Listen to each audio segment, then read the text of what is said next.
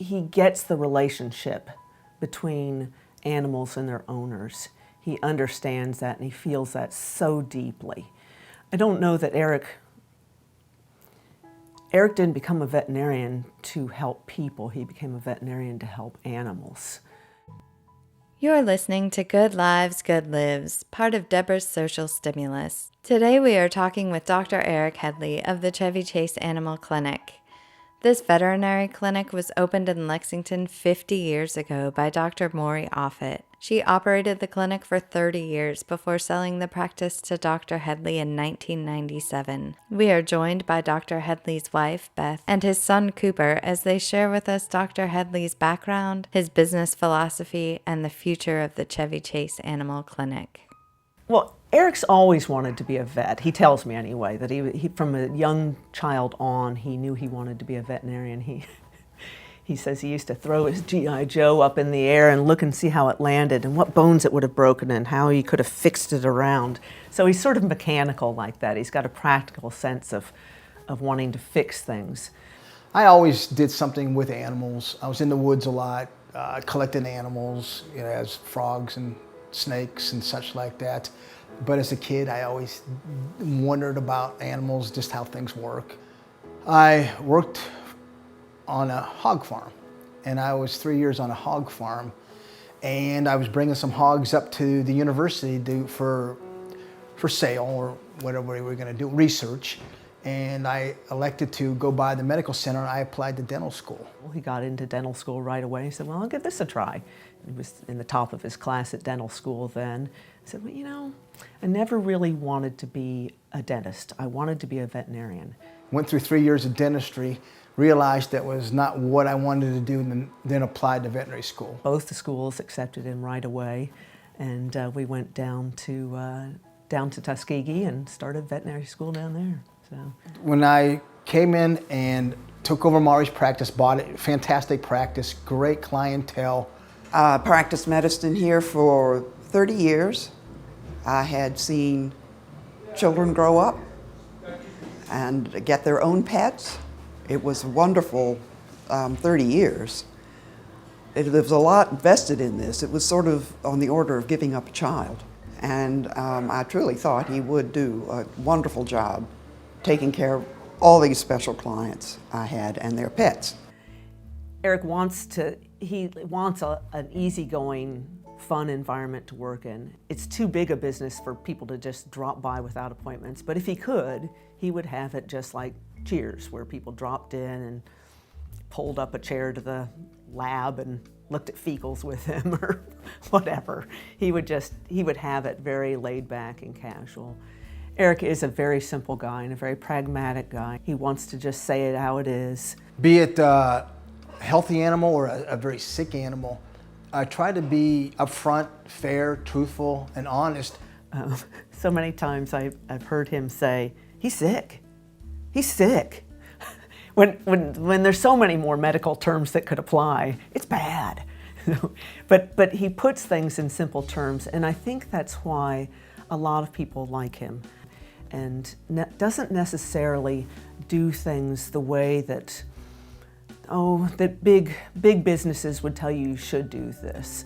He'll go right to what he intuits is the right response to a problem, and usually it is. Usually he has it right. So he doesn't necessarily charge as much as any other clinic in town. He doesn't see what he does as extraordinary in any way. He sees it as just helping somebody out, helping a pet out. They're simple things to him.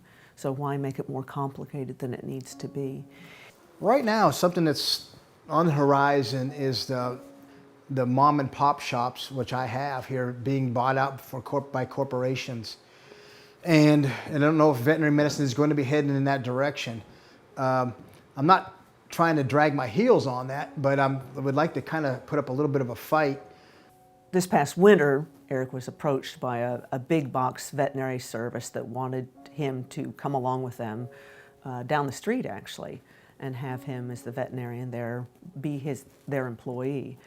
And it was a kick in the stomach to us. We weren't prepared to know how to respond to this. They were offering a lot of money for Eric to shut down his business and come work for them. And it gave us pause for thought. Not too much pause on Eric's end, though, because he knew he could not be a veterinarian that was told how to practice medicine. To have a corporation come here and buy me out and then dictate how I run my business, I'm not real happy about that.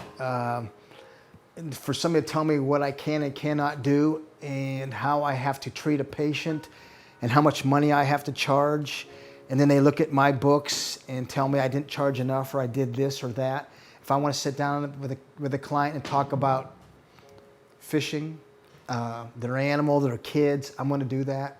He knew he had to do it his own way. He would be a lousy employee at any other place. I've tried to make him a good employee at our practice. I've tried to have everybody wear lab coats and charge for services according to a plan and that sort of thing, but that's not how he rolls. I could take you up to the attic or the second floor of the clinic and show you all the air conditioners, microwaves, collectible teddy bears, things he has taken in exchange for services. Instead of cash when somebody didn't have money. He said, well, give me something of value. Just give me something you have. So we have guns and air conditioners and all these things up there that are to be collected on someday. Some of the big box clinics just don't operate that way. They're not really going to be taking collectible teddy bears for services. Eric and I would probably have no less than 10 dogs if we were if we could. We love having pets and we love having a variety of them. Matilda was a special one that came into our lives about 4 years ago. She was in a pound and shelter in eastern Kentucky. Her litter mates had all died with parvo. So Matilda, this little weak, little sick puppy, came to our clinic, and care was given to her day and night, day and night, day and night. At that time, our youngest daughter, Grace, fell in love with her, and everybody was rooting for Matilda. Everybody was, how's Matilda, how's Matilda? And everybody was rooting for her. And she was getting stronger and stronger and stronger. Grace was falling more in love with her every day and wanted Matilda more than anything for her birthday that was coming up. And so Matilda's finally thriving and doing well, and we decide that we'll take her into our life. And we tell the shelter that we are going to forgive their bill or let them off. We would like to adopt Matilda, and their over $1,000 bill we would just forgive. And they were delighted she had found a good home, and then told us the adoption fee was $75 to take her in. I said, Eric, did you pay that? He goes, well, yeah, I did.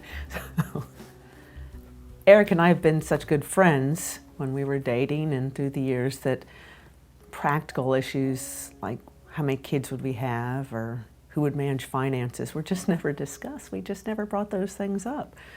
And somewhere along the line, I guess we decided we'd have children. And then we had 4. and I guess we would have just had a litter if it had worked out that way. My wife did probably 7/8 of the work with the kids. The kids have gotten interest in it. My daughter came to work with me for 2 or 3 years, my youngest daughter.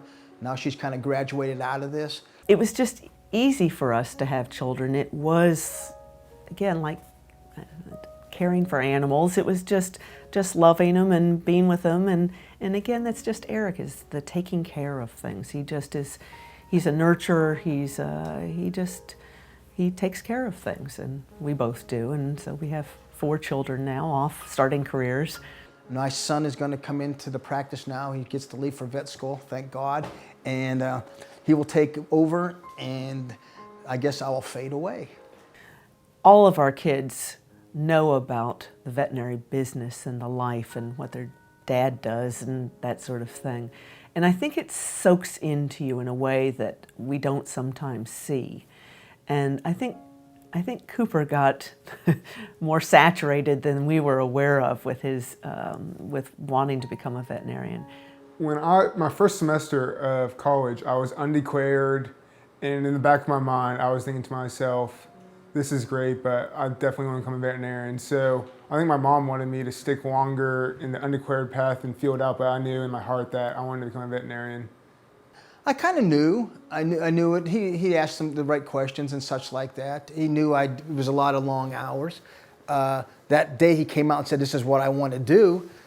I was surprised then that at the beginning there was lots of long hours, and do you know what you're getting into was the hardest question. So I think he realizes it. It's not easy. One of the joys of working in this practice is being able to see an older animal be given another extra few years of life, which is heartwarming at the same time.